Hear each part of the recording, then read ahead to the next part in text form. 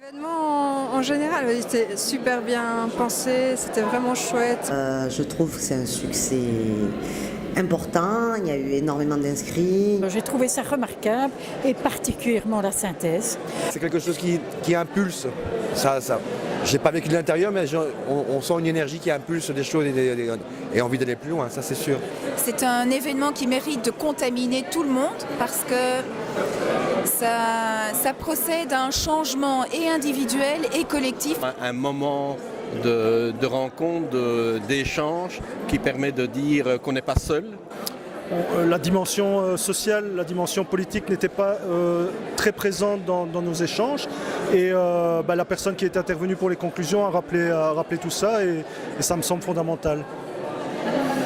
La coopération s'est vraiment développée avec les acteurs qui se rencontrent et donc il y a déjà pas mal d'années à Brest, il y a eu des premières rencontres et puis après Moustique et aujourd'hui à Tournai, effectivement, c'est l'endroit où on va retrouver dans le monde francophone tous les gens qui comptent et donc c'est peut-être justement grâce à ces rencontres que le monde francophone de la coopération a pris une importance dont on n'a pas du tout à pâlir par rapport au reste du monde. Pour une première, c'est très très bien. Ce que j'ai beaucoup apprécié aussi, c'est le côté faire rencontrer des publics un peu différents qui d'habitude se discutent plutôt entre eux. Donc... je trouve qu'il a déjà sa marque en fait.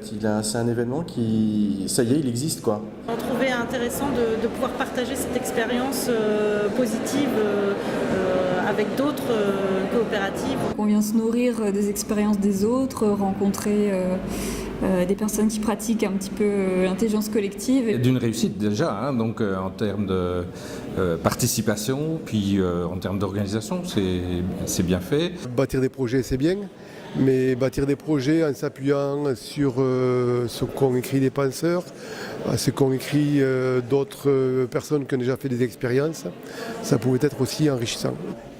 Il y a eu un bon brise-glace ce matin qui a permis effectivement aux gens de voir qu'il était possible de créer collectivement de manière relativement simple. On a besoin d'alterner de toute façon des moments à distance et en présence, des moments de convivialité, des moments, on a besoin de tous ces moments-là. Donc là, ça fait partie de ces moments-là dont aussi on a besoin pour alimenter notre réflexion et notre action. C'est assez novateur, c'est très très chouette de l'avoir en plus près de chez soi.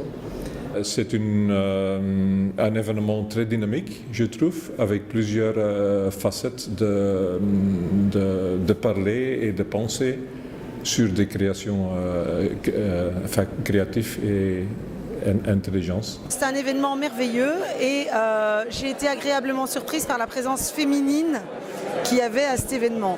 2 jours et demi très intenses, très riches. Où on repart avec plus de questions que de réponses. J'aime vraiment bien ce genre de rencontre en fait, où il y a des publics super différents qui se retrouvent autour d'un objet commun qui est là en l'occurrence la co-construction. Il y avait en plus le côté transfrontalier.